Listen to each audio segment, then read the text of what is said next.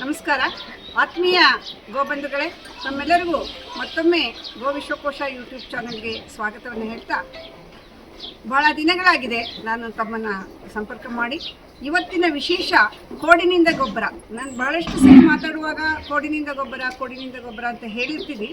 ಅದನ್ನು ಮಾಡಿ ತೋರಿಸುವಂತಹ ಈ ಸನ್ನಿವೇಶನ ತಮಗೋಸ್ಕರ ವಿಡಿಯೋ ಮಾಡ್ತಾ ಇದ್ದೀವಿ. ಇವತ್ತು ಏನು ಈ ಕೋಡಿನ ಗೊಬ್ಬರದ ವಿಶೇಷ ಅಂದರೆ, ನಮಗೆ ರಾಜೀವ್ ಭಯ್ಯ ಅವರು ಹೇಳಿರೋ ಹಾಗೆ ಕೋಡಿನಿಂದ ಗೊಬ್ಬರವನ್ನು ಮಾಡುವುದು ಚೈತ್ರ ಮಾಸ ಮತ್ತು ಆಶ್ವಯುಜ ಮಾಸದಲ್ಲಿ. ನೋಡಿ, ನನ್ನ ಹತ್ರ ಎರಡು ವಿಭಿನ್ನವಾದಂತಹ ಕೋಡುಗಳನ್ನು ಇಟ್ಕೊಂಡಿದ್ದೀನಿ. ಇದು ಗೀರ್ ತಳಿ ಹಸುವಿನ ಕೋಡು, ಹಾಗೆ ಇದು ಹಳ್ಳಿಕಾರ್ ಹಸುವಿನ ಸ್ವಲ್ಪ ಚಿಕ್ಕ ಹಸುವಿನ ಕೋಡಾಗಿದೆ. ಇದರ ಜೊತೆಯ ಕೋಡುಗಳನ್ನು ನಾನು ಆಶ್ವಯುಜ ಮಾಸದಲ್ಲಿ ಗೊಬ್ಬರ ಮಾಡಿ ಇಟ್ಟಿದ್ದೇನೆ. ಈಗ ನಿಮಗೆ ತೋರಿಸ್ಲಿಕ್ಕಾಗಿ ಚೈತ್ರ ಮಾಸದಲ್ಲಿ ಮಾಡ್ತಾಯಿದ್ದೀನಿ. ಕೋಡಿನ ಗೊಬ್ಬರಕ್ಕೆ ನಾವೇನು ಎಕ್ಸ್ಟ್ರಾ ಹಾಕೋದಿಲ್ಲ. ಅದಕ್ಕೆ ಜಮೀನಿನ ಮಣ್ಣು ಏನಿದೆ ಮಣ್ಣನ್ನು ಹಾಕ್ತೀವಿ, ಹಾಗೆ ಹಸುವಿನ ಸಗಣಿಯನ್ನು ಹಾಕ್ತೀವಿ. ಸಗಣಿಯ ಜೊತೆಗೆ ಬೆಣಚುಕಲ್ಲಿನ ಪುಡಿಯನ್ನು ಹಾಕ್ತೀವಿ. ಇವು ಮೂರನ್ನು ಸಮ ಪ್ರಮಾಣದಲ್ಲಿ ಹಾಕಿ ಟೈಟಾಗಿ ಪ್ಯಾಕ್ ಮಾಡಿಬಿಟ್ಟು ಈ ಭೂಮಿ ಒಳಗಡೆ ಈ ಕೋಡು ಮೇಲ್ಮುಖವಾಗಿರುವಂತೆ ಇದರ ಹಾರ್ನು ನಮ್ಮ ಸೋಲಾರ್ ಕಾಸ್ಮಿಕ್ ಎನರ್ಜಿನ ಅಟ್ರಾಕ್ಟ್ ಮಾಡುವ ರೀತಿಯಲ್ಲಿ ಭೂಮಿ ಒಳಗಡೆ ಕೊಳ್ತೀವಿ. ಮತ್ತು ಇದನ್ನು ಆಶ್ವಯುಜ ಮಾಸದಲ್ಲಿ ತೆಗಿತೀವಿ. ಆಮೇಲೆ ಕಡ್ಡಿಯಿಂದ ಆ ಗೊಬ್ಬರನ್ನೆಲ್ಲ ತೆಗೆದು ಗದ್ದೆಯ ಮಣ್ಣನ್ನು ತಗೊಳ್ತೀವಿ. ಮಣ್ಣಿಗೆ ಇದನ್ನು ಮಿಕ್ಸ್ ಮಾಡಿ ಜಮೀನಿಗೆ ಒಂದು ಕೋಡಿನಿಂದ ಇಷ್ಟು ಪುಟ್ಟ ಒಂದು ಕೋಡಿನಿಂದ 4-6 ಎಕರೆ ಜಮೀನಿಗೆ ಆಗುವಷ್ಟು ಗೊಬ್ಬರವನ್ನು ತಯಾರು ಮಾಡ್ಕೊಳ್ಬೋದು. ಬನ್ನಿ ಇವಾಗ ಹೇಗೆ ಇದನ್ನು ಮಾಡ್ತೀವಿ ಅಂತ ನೋಡೋಣ. ಹಳ ತೆಗಿಬೇಕ, ಸ್ವಲ್ಪ ದೂರ ಬರಲ್ಲ. ಈ ಸಗಣಿ ಪುಡಿನ ನಾನು ಇದರಿಂದ ನೀರಿನ ಅಂಶನ ತೆಗೆದಿದ್ದೀನಿ. ಆದರೆ ಇನ್ನೂ ಹಸಿ ಇದೆ, ಒಣಗಿಲ್ಲ. ಆದರೆ ತುಂಬ ನೀರಿನ ಅಂಶ ಇಲ್ಲ, ಡಿವಾಟರ್ ಮಾಡಿಕೊಂಡು ತೆಗೆದಿದ್ದೀವಿ. ಈ ಸಗಣಿಗೆ ಎಷ್ಟು ಸಗಣಿ ಪುಡಿ ಇದೆಯೋ ಅಷ್ಟು ಸಮ ಪ್ರಮಾಣದ ಹಾಗೆ ಗದ್ದೆಯ ಮಣ್ಣು ಇದು, ಈ ಮಣ್ಣನ್ನು ಮಿಕ್ಸ್ ಮಾಡ್ತೀವಿ.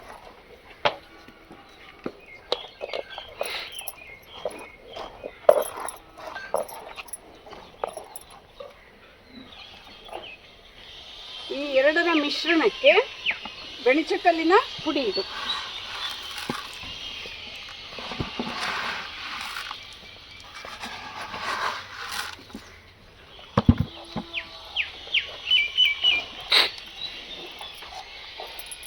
ಚೆನ್ನಾಗಿ ಮಿಕ್ಸ್ ಮಾಡಿಕೊಂಡು ಈ ಮಿಶ್ರಣವನ್ನು ನೋಡಿ ಈ ಕೋಡಿಗೆ ತುಂಬ್ತಾ ಇದ್ದೀನಿ.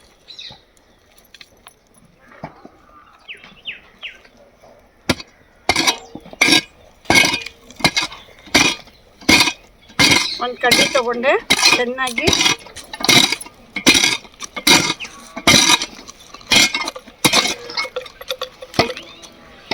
ಅರೆ ಬನ್ನಿ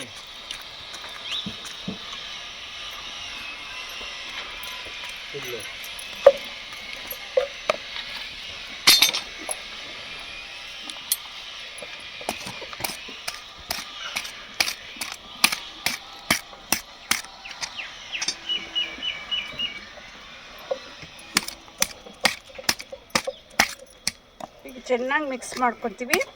ಕೊನೆಯಲ್ಲಿ ಖಾಲಿ ಸಗಣಿಯಿಂದ ಇದನ್ನು ಹೇಗೆ ನಾವು ಮನೆ ಸಾರಿಸ್ತೀವೋ ಆ ತರಹ ಸಾರಿಸ್ಕೊಂತ ಹೋಗ್ತೀವಿ.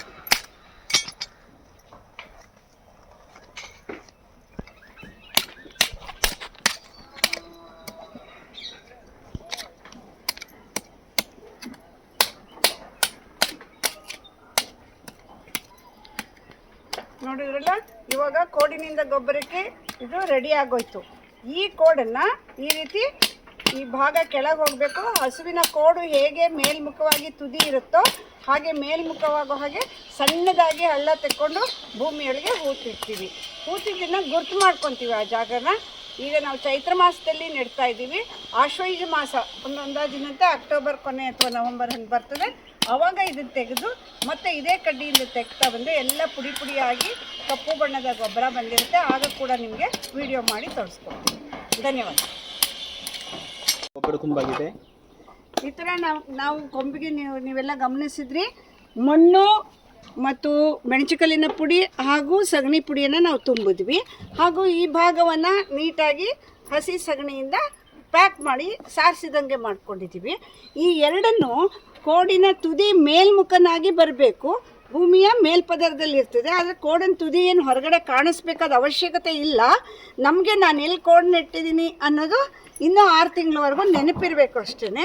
ಆ ರೀತಿಯಾಗಿ ಈ ಥರ ಎಷ್ಟು ಅವಶ್ಯಕತೆ ಇದೆಯೋ ಅಷ್ಟು ಸಣ್ಣ ಹಳ್ಳನ ಮಾಡಿಕೊಂಡು ಈ ಥರ ಇಡ್ತಾಯಿದ್ದೀವಿ ನೋಡಿ. ಹೀಗಿಟ್ಟ ಮೇಲೆ ಈ ಹಳ್ಳವನ್ನು ತುಂಬ್ತಾ ಹೋಗ್ತೀವಿ. ಉಡಿಯೋದ ಕೈಯ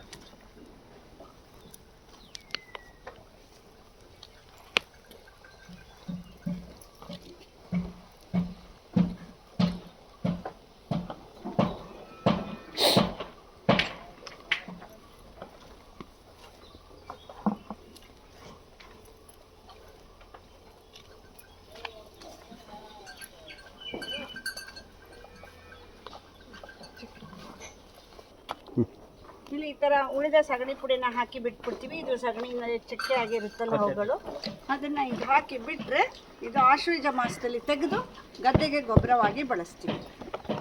ಎಲ್ಲರಿಗೂ ಧನ್ಯವಾದಗಳು. ಈ ಥರ ಸದುಪಯೋಗ ಮಾಡ್ಕೊಳ್ಳಿ. ದೇಸಿ ಹಸು ಅವಳು ಬದುಕಿದಾಗ ಮಾತ್ರ ಅಲ್ಲ, ಅವಳ ಕಾಲವಾದ ನಂತರನೂ ನಾವು ಸಮಾಧಿಯನ್ನು ಅದು ಸಂಪೂರ್ಣವಾಗಿ ಕರಗದ ಮೇಲೆ ಆ ಜಾಗನ ಕ್ಲೀನ್ ಮಾಡಿದ್ರೆ ಕೋಡ್ ಸಿಗುತ್ತೆ.